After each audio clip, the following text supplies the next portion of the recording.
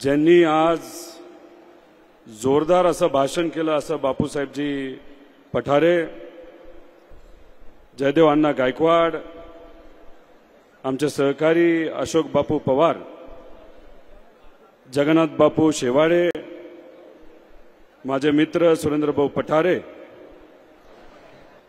पंढरीनाथ भाऊ अण्णा पठारे, रवींद्र अण्णा माळवतकर, देवदत्त भाऊ निकम, सुनीलजी जगताप, पंडित भाऊ कांबळे, अमृतजी मस्के, सविताताई पोखळे, किशोर भाऊ कांबळे, आशिषजी माने, शैलेशजी राजगुरू, महेंद्र भाऊ पठारे, अजिंक्य भाऊ पालकर, नीताताई गलांडे, महादेवजी पठारे, बंडूतात्या गायकवाड, सुनीलजी यादवे, तसंच भीमराव भाऊ गलांडे, राजेंद्र भाऊ खांदवे, सुनील भाऊ खांदवे, ॲडव्होकेट नानासाहेबजी नलावडे, डॉक्टर पवन भाऊ सोनावणे, सागरजी खांदवे, उपस्थित असणारे सर्वच मान्यवर पदाधिकारी, पत्रकार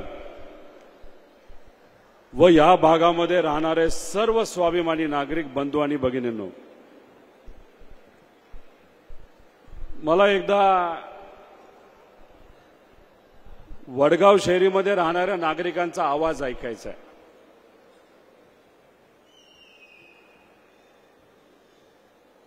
मी जेव्हा काय रामकृष्ण हरी म्हणेल तेव्हा तुम्ही काय म्हणणार? महाराष्ट्राच्या कानाकोपऱ्यामध्ये मी जातो, तिथे असणारा उत्साह आणि तिथे असणारा आवाज हा खूप मोठा असतो. आज जरा वडगाव शहरीचा आवाज आपण ऐकूया. रामकृष्ण हरी.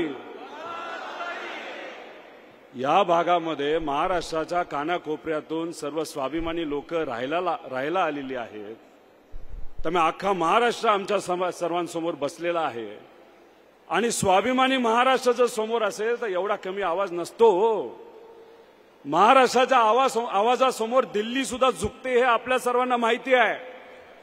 रामकृष्ण हरी. एकदा हात वर करून रामकृष्ण हरी. आदरणीय पवार साहेब आप आगे बढ़ो. आदरणीय पवार साहेब आप आगे बढ़ो. असा काहीतरी आवाज आला तर बरं वाटतं. या मेळाव्याचं नाव जबरदस्त आहे, महानिर्धार मेळावा. पवार साहेबांचा वाढदिवस कधी असतो? 12 डिसेंबर. आपलं विधानसभेचं इलेक्शन नोव्हेंबरच्या आसपास होईल, कदाचित 16 नोव्हेंबर. म्हणजे नोव्हेंबर डिसेंबरच्या आधी आलं का नाही आलं? मग आपण सर्वांनी मिळून निर्धार करायचा का पवार साहेबांच्या वाढदिवसानिमित्त 85 आमदार आपल्या पार्टीचे या महाराष्ट्रातून निवडून आणायचे. पवार साहेबांनी एक सेवक म्हणून गेल्या 60 वर्षामध्ये आपल्या सर्वांची सेवा केली, या महाराष्ट्राची सेवा केली. मग पवार साहेबांच्या वाढदिवसानिमित्त मला असं वाटतं की आपण सर्वांनी मिळून या महाराष्ट्रामध्ये महाराष्ट्र धर्म टिकवण्यासाठी, महाराष्ट्राचा विकास करण्यासाठी आपल्या विचाराचं सरकार या महाराष्ट्रामध्ये आणायचं म्हणजे आणायचं ठरलं का आपलं? फक्त असं बोलून होत नसतं. प्रत्येक आमदार महत्वाचा असतो.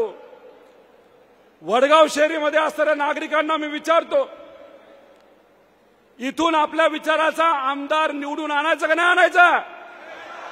अहो एवढा कमी आवाज कसा हो? पुढे पैसा आहे, पुढे दडपशाही आहे, गुंडाशाही आहे, मोठी मोठी शक्ती त्या ठिकाणी पुढे आहे. पण आपली खरी शक्ती कोण असेल तर तुमच्यासारखे स्वाभिमानी लोक आहेत, कार्यकर्ते आहेत. त्यामुळे मी तुम्हा सर्वांना विचारतो, या भागातून आपल्या विचाराचा आमदार निवडून आणायचा का? मग ठरलं ना? मग तुम्ही ठरवलं असेल तर कुणी पुढे आलं, कितीही ताकद लावली,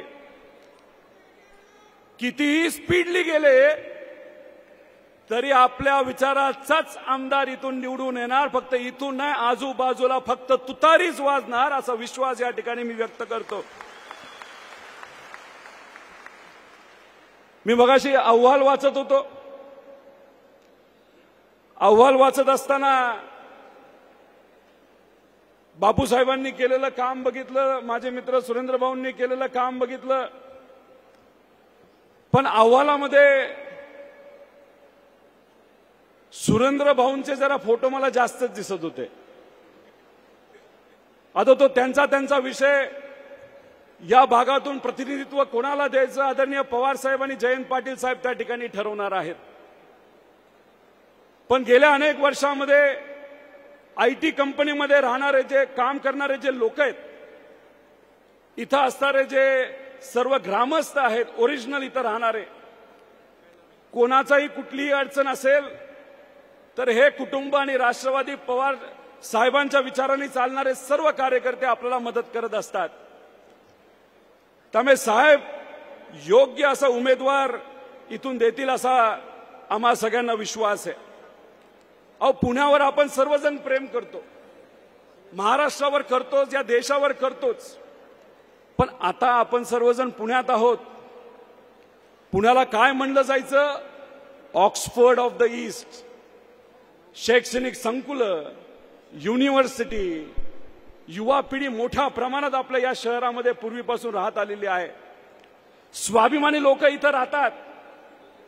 पण आता जर टीव्हीवर बघितलं, पेपर वाचले, तर आपल्याला काय दिसतं? या देशामध्ये सगळ्यात जास्त क्रिमिनल जर कुठं राहत असतील, नाहीतर सगळ्यात जास्त गुंडागर्दी काय लोक करत असतील तर आपल्या या पुण्यामध्ये त्या ठिकाणी आपल्या सर्वांना कुठेतरी दिसतंय. अहो, क्राईम कॅपिटल झालंय. खरं तर भाजपच्या एका नेत्याला असं म्हणलं जातं, पुण्याचे नवीन शिल्पकार.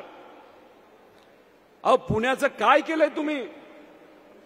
अहो, एक सुद्धा सकारात्मक बातमी या पुण्यामध्ये आपल्याला वाचायला मिळत नाही. अहो, राजकारणाची पातळी सुद्धा खालच्या लेवलनी या भाजपच्या नेत्यांनी त्या ठिकाणी घेऊन गेलेले आहेत. अहो, लेवल इतकी खाली गेली आहे तर आता टँकर सुद्धा जमिनीखाली जायला लागले, अशी या पुण्याची परिस्थिती आज झालेली आहे. अहो, आमच्या आधीची पिढी, नाही तर आमच्या पिढीतले जे सर्व युवा आहेत, मुलांना शाळेत घालतात, शाळेत पाठवतात, कॉलेजमध्ये जातात आणि अपेक्षा असती की चांगलं शिक्षण मिळालं पाहिजे. अहो, पण आज बातम्या वाचल्यानंतर कशा प्रकारच्या बातम्या वाचायला मिळतात की या देशामध्ये सगळ्यात जास्त ड्रग्ज, अंमली पदार्थ कुठे विकले जात असतील तर ते आपल्या या पुण्यामध्ये विकले जातात. आणि हे प्रमाण गेल्या 10 ते 11 वर्षांमध्ये वाढलेलं आहे. अरे मग तुमच्या पदाचा वापर इथं असणाऱ्या लोकांच्या सुरक्षेसाठी तुम्ही करू शकत नाही? 2 दिवसापूर्वी अतिशय भयानक अशी बातमी आपण सर्वांनी ऐकली असेल, कॉलेजमध्ये जाणाऱ्या एका मुलीच्या बद्दल. आणि हे प्रमाण दुर्दैवाने आपल्या या महाराष्ट्रामध्ये आणि या पुण्यामध्ये वाढत चाललेलं आहे. आणि याचा खात्मा झाला पाहिजे. अहो, फक्त व्हॉट्सअपवर, टीव्हीवर येतं याच्यावर विश्वास ठेवून चालणार नाही. आपल्याला आजूबाजूला काय चाललं याचा अभ्यास तिथं करावा लागेल. तुमच्यातले अनेक लोक ग्रामीण भागातले असतील, तुमचे आई वडील तिथं राहत असतील, तुमचे बंधू तिथं राहत असतील, बहिणी तिथं राहत असतील, त्यांना विचारा ग्रामीण भागातली परिस्थिती आज काय. शेतकरी आणि मजुरांची अतिशय वाईट परिस्थिती आहे. कसं तरी घर चालतंय त्यांचं. आणि या महाराष्ट्रातल्या प्रत्येक व्यक्तीचीच अशी परिस्थिती, ठराविक मोठे नेते सोडले तर. कारण या राज्यामध्ये भ्रष्टाचार इतका मोठ्या प्रमाणात वाढत चाललेला आहे. आणि त्याला जर खऱ्या अर्थाने आळा घालायचा असेल तर आपल्या विचाराचा प्रत्येक उमेदवार आपल्याला निवडून द्यावा लागेल. काल परवा पाऊस झाला या पुण्यामध्ये, अख्खं पुणे दुर्दैवाने तिथं थांबलं आणि तुंबलं होतं. दिल्लीतले एक मोठे नेते मोदी साहेब इथं येणार होते, पण इथं तुंबलेलं पुणे बघितल्यानंतर ते घाबरले. लोकसभेच्या काळामध्ये याच पुण्यामध्ये येऊन भटकती आत्मा बघण्याचा आणि शोधण्याचा प्रयत्न त्यांनी केला तिथं. पण काल लोकांची अपेक्षा होती दिल्लीचे नेते मोदी साहेब इथे येतील पण ते आले नाही. इथली लोक त्यांना शोधता शोधता त्यांना शेवटी कळालं की मोदी साहेबांनी त्यांचा प्रोग्रामच कॅन्सल करून टाकला. पण इथे असणारा आपल्या सर्वांचा सह्याद्री, ज्यांनी या महाराष्ट्रामध्ये गेल्या 50 वर्षांमध्ये खूप प्रामाणिकपणे काम केलं, हा सह्याद्री पाऊस असो नाही तर उन्हाळा असो नाही तर दुष्काळ असो, पण ह्या महाराष्ट्रातल्या लोकांसाठी उभा त्या ठिकाणी ठाकलेला आहे. आणि हे आदरणीय पवार साहेब हे आपल्या सर्वांचे नेते आहेत. मी आपल्या सर्वांना विनंती करेल, ही लढाई फार मोठी आहे आणि या लढाईमध्ये आपल्या सर्वांना एकत्रित यावं लागेल. आणि लढाईचं कशाबरोबर, कशाच्या विरोधात? गुंडागर्दीच्या विरोधात. अहो, पुण्यामध्ये मी ऐकलंय कोयता गँग खूप फेमस आहे. काही मोठे मोठे पोस्टर लागले होते. कोयता गँगची सफाई ही देवेंद्र फडणवीस साहेबांनी केली. ज्या दिवशी पोस्टर लागले त्याच दिवशी तिथं 1-2 खून झालेले आपण सर्वांनी बघितले. आणि हे प्रमाण दुर्दैवाने आपल्या या महाराष्ट्रामध्ये वाढत चाललेलं आहे.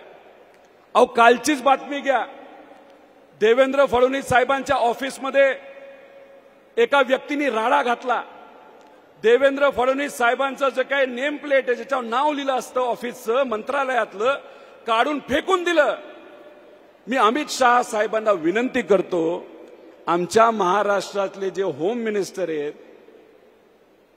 ते आज धोक्यात आहेत. त्यांना Z+ सिक्युरिटी दिल्लीवरनं पोहोचवावी अशी आमच्या या होम मिनिस्टरची परिस्थिती आहे. आणि मग होम मिनिस्टरचीच अशी परिस्थिती असेल तर सामान्य लोकांचं काय धरता तुम्ही? अहो, आपण ज्या भागामध्ये आहे तिथं IT कंपनी कुणी आणली असेल तर आदरणीय पवार साहेबांनी आणली. आणि या पुण्याच्या अवतीभोवती 8 MIDC कुणी आणल्या असेल तर आदरणीय पवार साहेबांनी तिथं आणलेल्या आहेत. आणि त्या MIDC मध्ये या भागातला नोकरी मिळालीच, पण महाराष्ट्रातल्या कानाकोपऱ्यातून लोक इथं अपेक्षेने आलेत आणि पुण्यातल्या लोकांनी त्यांना स्वीकारलं. या MIDC मध्ये आता ते सर्व काम करतात. त्यांची पुढची पिढी आता इथं शिकते. पण हे पवार साहेबांनी केलं. माझा प्रश्न आहे, आज सत्तेत असणाऱ्या लोकांनी या पुण्यासाठी आणि या महाराष्ट्रासाठी केलंय काय? गेल्या 10 वर्षामध्ये तुम्हीच मला सांगा, अशी कुठली कंपनी आली की तिथं मोठ्या प्रमाणात रोजगार मिळालाय? ट्रॅफिकची अतिशय वाईट परिस्थिती आहे. विकासाच्या बाबतीत दुर्दैवाने या महाराष्ट्राचा आणि आपल्या या पुण्याचा आकडा हळूहळू कमी होत चाललाय. पण ट्रॅफिकच्या बाबतीत या जगामध्ये आपल्या पुण्याचा आकडा हा 7व्या नंबरला आहे. 7व्या नंबरला. आपण गाडीत बसलो, 5 किलोमीटर जायचं असेल तर आपल्याला अर्धा तास ते 1 तास तिथं लागतो. मुलांना शाळेत पाठवायचं असेल तर लवकर उठवावं लागतं, बसमध्ये बसवावं लागतं आणि मग पाठवावं लागतं. 1-1 तास ती मुलं शाळेत जाण्यासाठी बसमध्ये अडकून असतात. ही आज या महाराष्ट्रामध्ये असणाऱ्या सर्व लोकांची परिस्थिती आहे. गेल्या 2 वर्षामध्ये या पुण्यातून 40 मोठ्या कंपन्या निघून गेल्या आणि त्या 40 कंपनीमध्ये 20,000 लोक काम करत होते. नवीन कंपन्या तर आणल्या नाहीच, पण इथं असणाऱ्या कंपन्यांना मात्र गुजरातला नेऊन गेले. आणि गुजरातचे नेते जे दिल्लीत बसतात, महाराष्ट्रामध्ये त्यांना सत्ता कशासाठी पाहिजे तर महाराष्ट्रात येणाऱ्या कंपन्यांना फक्त गुजरातला एक्सपोर्ट करायचं आणि तिथे असणाऱ्या मुला मुलींना हाताला काम द्यायचं. अहो, महाराष्ट्रातल्या युवांनी काय तुमचं बिघडवलंय?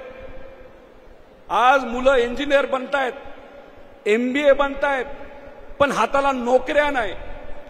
आणि जेव्हा लोकसभेमध्ये आदरणीय पवार साहेब असतील, उद्धव ठाकरे साहेब असतील, राहुल गांधीजी असतील, हे सर्व एकत्रित असतील आणि तुम्ही सर्वांनी मिळून महाविकास आघाडीचे सर्वात जास्त खासदार जेव्हा या स्वाभिमानी महाराष्ट्राच्या भूमीमध्ये निवडून दिलं, हे राज्यातलं सरकार तिथं घाबरलं आणि वेगळ्या वेगळ्या योजना तिथं आणायला लागलं. लाडकी बहीण योजनेचा आम्ही विरोध करत नाही. महाविकास आघाडी सरकार आल्यानंतर त्याची व्याप्ती कदाचित आम्ही नक्कीच वाढू, पण ती योजना बंद करणार नाही. पण त्या लाडक्या बहिणीचा जो मुलगा आहे त्याला 25-30 हजाराची नोकरी कशी लागेल यासाठी नक्कीच महाविकास आघाडीचे सर्व नेते आणि आपलं सरकार त्या ठिकाणी प्रयत्न करेल. या भागातलं ट्रॅफिकची अडचण कशी सुटेल यासाठी नक्कीच आपलं सरकार तिथं काम करेल.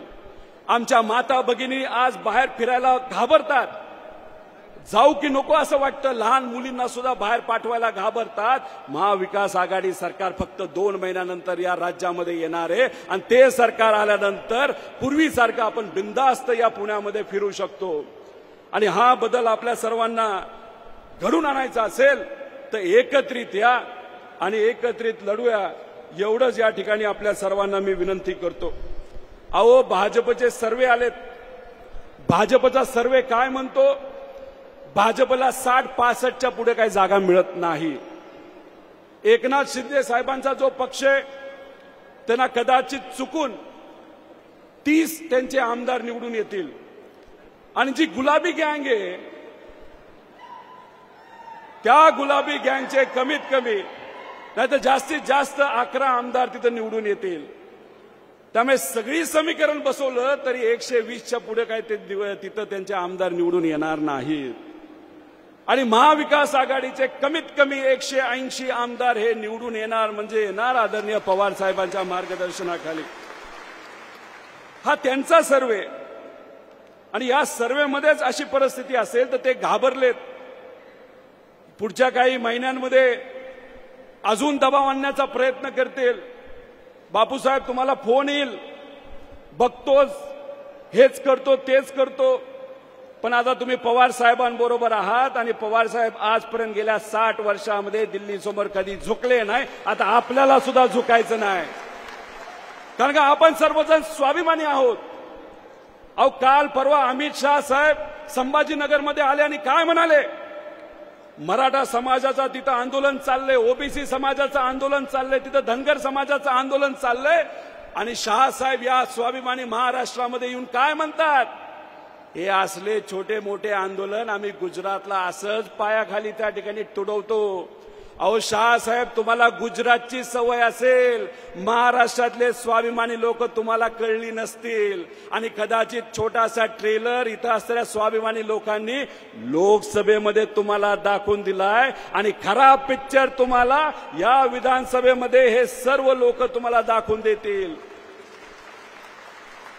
त्यामुळे इथं असणारा जो स्वाभिमान आहे आणि महाराष्ट्र धर्म टिकवणारा जो आपल्या सर्वांचा विचार आहे तो अतिशय आपल्या सर्वांसाठी महत्वाचा आहे. त्यामुळे फक्त 10 वर्षाचा अभ्यास करा. गुजरात पुढे घेऊन चाललेत आणि महाराष्ट्राला मागे मागे नेत गेलेत. अहो, मोदी साहेबांच्या सरकारमध्ये एक सर्वे केला, त्या सर्वेमध्ये दरडोई उत्पन्न जे असतं म्हणजे तुम्ही कुटुंबासाठी कमवणारा जो पैसा आहे, पूर्वी जो कमवत होता आणि आता जो कमवत आहात आणि जो खर्च वाढवलेला आहे, आपल्या महाराष्ट्राचं सगळ्यात जास्त नुकसान झालंय आणि गुजरात हा कुठेतरी पुढे गेलेला आहे. म्हणून मी तुम्हा सर्वांना सांगतो, भाजपला या राज्यामध्ये सरकार कशासाठी पाहिजे? फक्त गुजरातच्या नेत्यांना खुश करण्यासाठी आणि आपल्याला मागे नेण्यासाठी. त्यामुळे निर्णय आपल्या सर्वांना घ्यायचा आहे की आपल्याला महाराष्ट्रासाठी लढायचं का गुजरातसाठी लढायचं. आणि मी तुमच्या सर्वांकडे बघून आत्मविश्वासाने सांगतो, इथे असणारा प्रत्येक स्वाभिमानी कार्यकर्ता, इथे असणारा तुमच्यासारखा प्रत्येक नागरिक मनामध्ये फक्त महाराष्ट्र धर्म मनामध्ये घेऊन चाललेला आहे आणि महाराष्ट्रासाठी आपल्या सर्वांना तिथं लढायचंय. त्यामुळे हे सरकार फक्त लाडक्या खुर्चीसाठी लढते. अहो, त्यांच्यामध्ये अवमेळ नाही. त्या तिन्ही लोकांना आता मुख्यमंत्री बनायचे.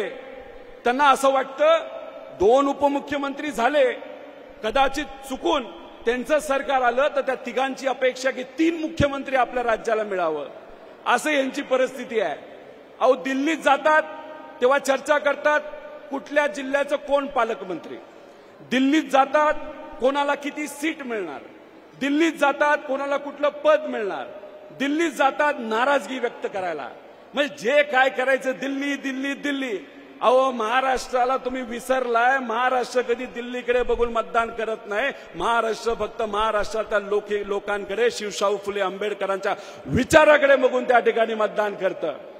पण दिल्लीत जाऊन तुम्ही तुमच्यासाठी भरपूर मागितलं. तुम्ही विकास तिथे म्हणताय. अहो, तुमचा व्यक्तिगत विकास झाला असेल, पण सामान्य लोकांच्या विकासाचं काय? इथल्या शेतकऱ्यासाठी तुम्ही काय मागितलं? इथल्या युवासाठी काय मागितलं? इथल्या आमच्या माता भगिनींसाठी काय मागितलं? त्यामुळे ह्यांना काय पडलंय तर ह्यांना फक्त सत्ता कशासाठी पाहिजे तर भ्रष्टाचारासाठी पाहिजे. अहो मी छोटंसं तुम्हाला फक्त उदाहरण देतो आणि माझं भाषण संपवतो. रिंग रोड बद्दल चर्चा तुम्ही सर्वांनी ऐकली असेल. मी त्याचा विरोध करत नाही, चांगली गोष्ट आहे. अहो पुणे रिंग रोड मध्ये 136 किलोमीटरचा हा रोड आहे आणि किती रुपये खर्च करणार आहेत? 22,797. पण याची एस्टिमेटेड कॉस्ट त्या विभागाने किती रुपये काढली आहे? 16,618. म्हणजे याच्यामध्ये मलिदा किती आहे?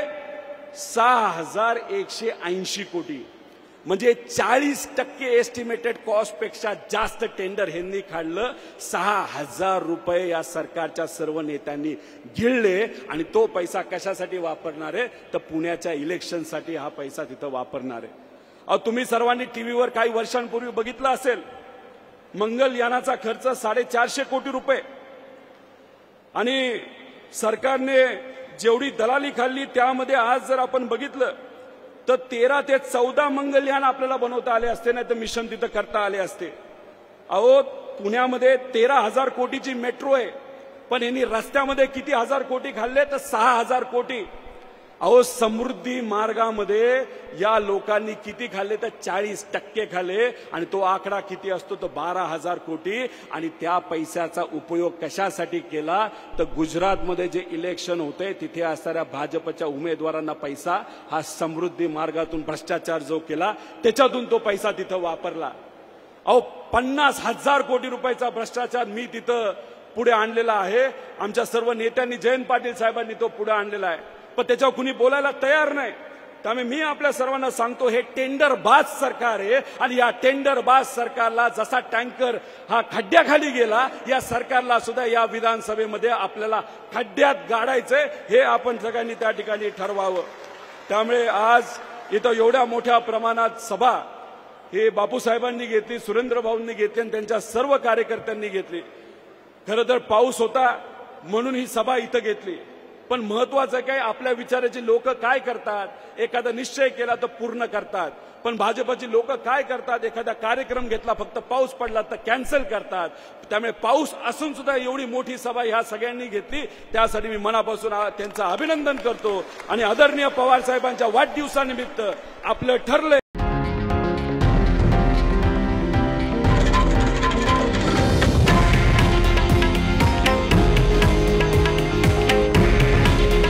हे आहे देशातील नंबर 1 न्यूज नेटवर्क आणि आपण पाहत आहात TV9 मराठी.